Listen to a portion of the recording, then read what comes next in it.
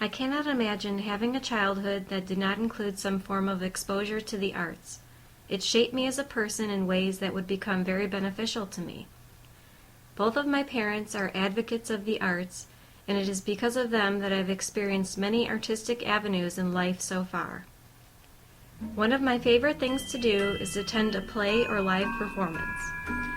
My initial experience with the theater began as a holiday tradition for my family. Every year around Christmas, my mom and dad would take my siblings and me to see the play, A Christmas Carol, in downtown Chicago. The realistic sets and elaborate costumes transported me to another place in time. The harmonious songs from the live orchestra set the tone for the different scenes of the play. I felt as if I were on stage with the actors, taking part in their adventures and feeling the emotions they felt. I could relate to the characters through the powerful emotions that were awakened through song. A perfect example is Feed the Birds from the play Mary Poppins. The main character, Mary Poppins, sings this lullaby to the bank's children to help them fall asleep. It has a soft, soothing melody and tells a story of an old beggar woman sitting on the steps of St. Paul's Cathedral in England. You immediately feel empathy and sadness for this woman as she feeds the pigeons crumbs of bread. Plays not only tell a story through action, music, and dance, but they also allow the viewer to retain information in a creative way. I learned things from watching plays. The Sound of Music's Do-Re-Mi taught me that a doe was a female deer. Mary Poppins taught me that tuppence was another word for twopence or pennies in British currency. Going to the theater was truly an educational experience. It allowed me to have a deeper appreciation and understanding of literature by attending performances like The Adventures of Huckleberry Finn, a play based on the novel by Mark Twain. Another example is the play Wicked, which is based on The Wonderful World of Oz books by L. Frank Baum. The theater also provided me with another outlet for learning about historical figures, places, and events through time.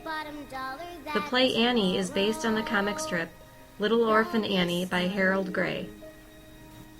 It is set in 1933 during the Great Depression, a time when many people lost everything to the stock market crash of October 29, 1929, Black Tuesday. President Franklin D. Roosevelt's character in the play symbolizes heroism, hope, and prosperity because of his New Deal plan that brought the United States out of its economic turmoil.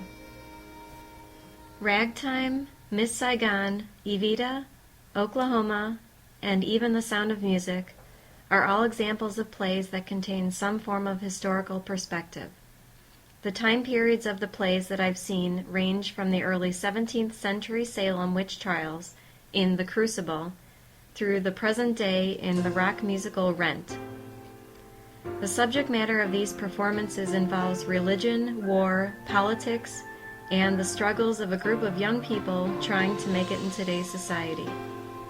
The theater is comprised of so many talented people, such as the writers, directors, producers, set designers, costume creators, to name a few, that help contribute to the success of every production.